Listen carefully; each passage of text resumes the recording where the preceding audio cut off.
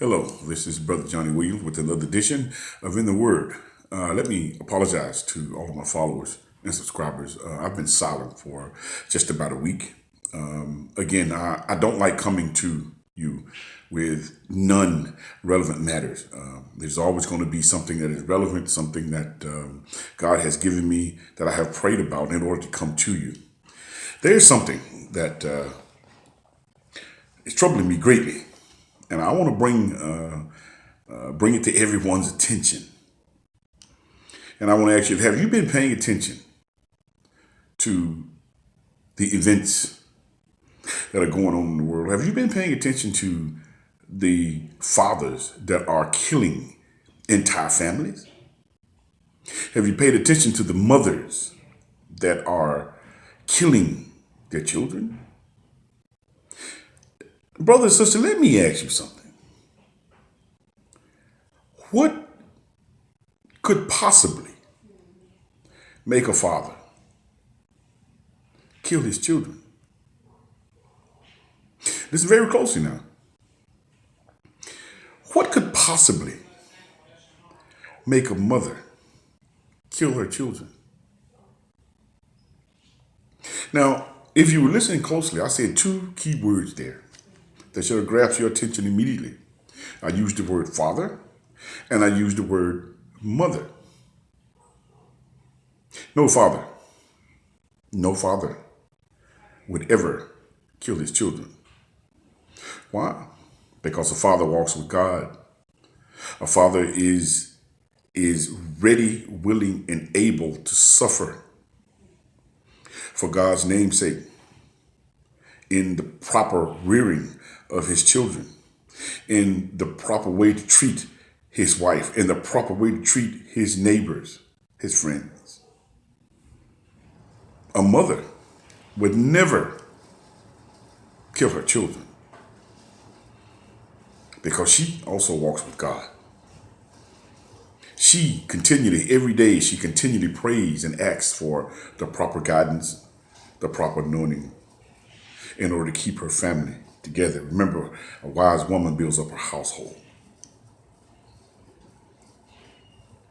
But again, getting back to the real subject, the silence. I told you I'm not going to sugarcoat anything. Let me tell you what I see. I see women just defile themselves with the way they dress, the way they talk, the way they walk, and everything that they do. And they have the audacity to get angry or get upset when a person tries to give them a bit of advice. You have all of these problems, and you want to come to a minister such as myself or a pastor. You want to walk up in the church and you want to be uplifted. Let me remind you. God saw that it was not good for man to be alone and took a rib from man and created you. I said, help me. Now, a lot of people get that confused. You know, there are these scholars and there are these people from old time that are not anointed enough to actually understand what the word help me means. They think that you're supposed to be subordinate or subjected to your husband. It tells you, women love your own husband, men love your own wife. But for some reason, if you think that a woman is supposed to be subordinate or subjective to everything or every whim that may come to your mind, you are dead wrong. And you're on a path of destruction. So see, all you're saying is your way is right, and whatever she says doesn't make any sense at all. Doesn't make any difference at all. That's all you're saying.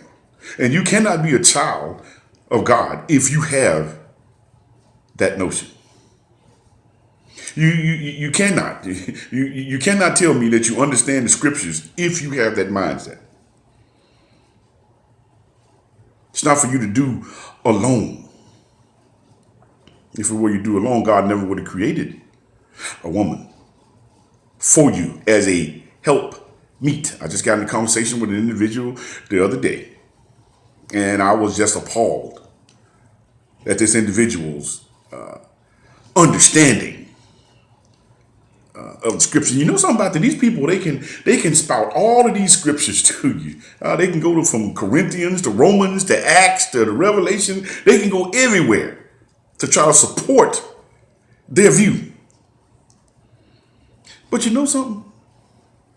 Listen closely here. You know something?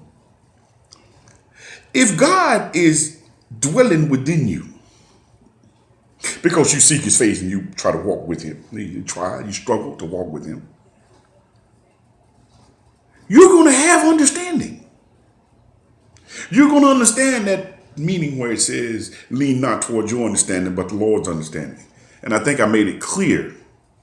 If I lean towards the Lord's understanding or the Lord's thinking, my way of thinking is the Lord's way of thinking, because I constantly seek his face and I walk with him every day. But there are those that I like to call them scholars, people that are so knowledgeable about these scriptures, and I listen to them, and again, I'm amazed when I ask a question they can't answer because they don't understand. They're just reading the words and they don't understand. That's why he tells you to seek his face. If you seek his face, you will understand why it is so important that you fellowship with other people. No one knows it all. And it is so good. It is so good to have input from other people. Because once again, I will remind you, you and you alone are responsible for your eternal soul. How many times have I told you, a pastor cannot get you into heaven. He can't vouch for it. He can't say, oh, Lord, this person is a good person. They've been in church all their life. Let them into heaven. Can't do that. Just a simple explanation for it. Your best friend can't get you into heaven. Only you can. And how do you do that? You struggle every day to seek God's face. You struggle every day to try to live the way he wants us to live. That's what you do. Remember that.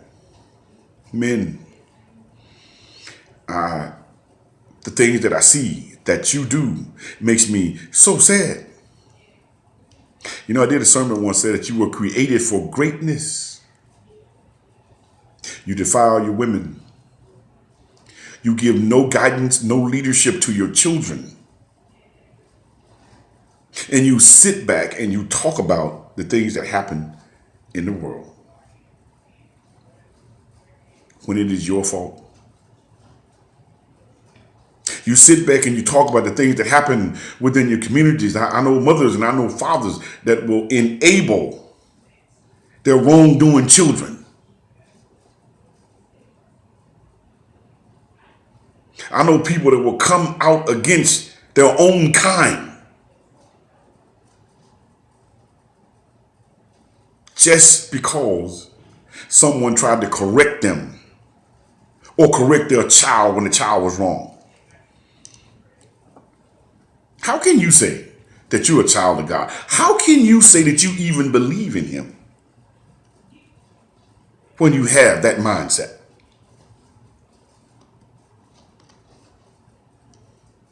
Women, God gave you the ability to bring a life into this world. He gave you that ability. I see women, they just lay down and they have children and they think that that makes them a mother. They just let the children run wild, rampant, without a care in the world while they're chasing up behind a man. I've seen children hungry. I see children without clothes. I see children stealing because they want things. I see mothers and fathers, the minute that something happens to one of your children, here you come running.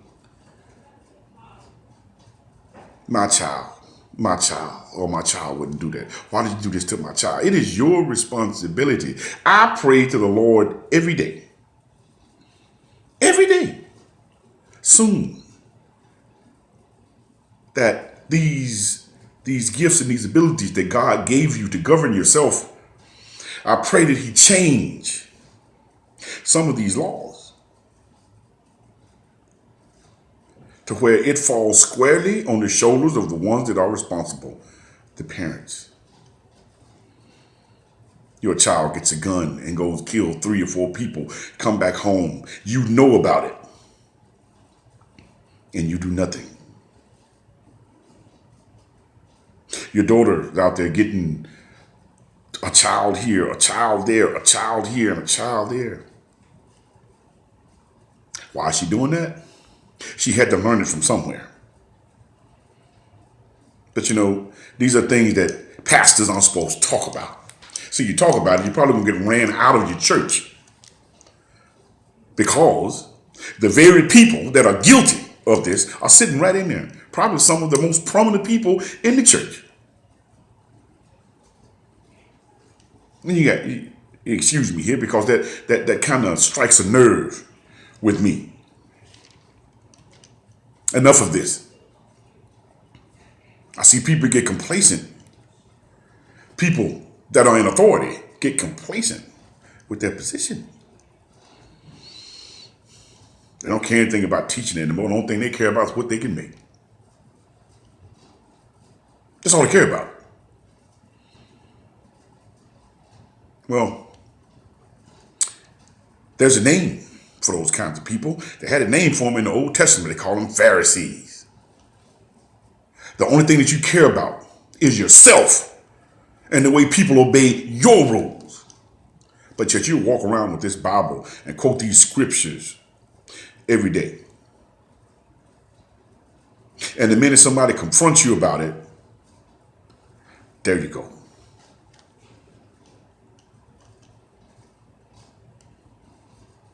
Yeah, you're not supposed to. As a child of God, you're not supposed to like that. And look at another thing. In our 10 Commandments, in His 10 Commandments, He tells you, I am a jealous God. You got a mortal being telling you that He's a jealous God, but you and me are flesh and blood, and you can't get jealous. And you can't get angry. Yeah, people tell me all the time, well, you shouldn't get angry. You shouldn't do this. Brother, sister, what are you saying? Of course you're going to get angry. Will I get angry at evil or wrongdoing? Of course I will. But I am humble enough in order to take care of it the right way. My God, these rules that man is making when it comes to someone being a child of God, that man is making, not the scriptures. Man is making. You can't do this. You can't do that. You can't say this. You can't say that. You can't wear this. You can't wear that. My God, where's this coming from? Brother says, show it to me. Don't try to allude to it. Don't try to show me something shadowy or something that, what's the word I'm looking for, in respect to. Show me where clearly where I can interpret it, that it tells me that.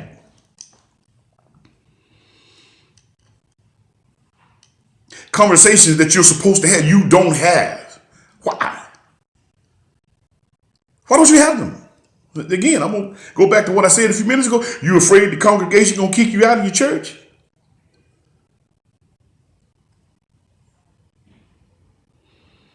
These are the things that I see when I got silent and watching. This is the reason why Jesus instructed His disciples, be ye as wise as a serpent. Because if you don't, If you're not wise as a serpent, you can't see another serpent coming because you don't know his mannerisms or his actions. But if you see him, you might not get struck. No, I don't like a serpent. I don't like people that pretend to be one thing and are something else. And I, with God's help, I, with God's anointing, I, who am willing to suffer because of his name, I will tell you. See, I firmly believe in if I come to your house and I salute your house and your house salutes me not, I'll let my salute return to me. And I'll walk out your door and I'll dust my feet off and keep going. I will.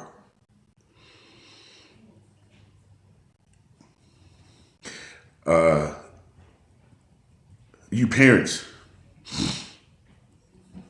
do you understand what an honor and a privilege it is to be called a mother or a father? Do you understand what that is?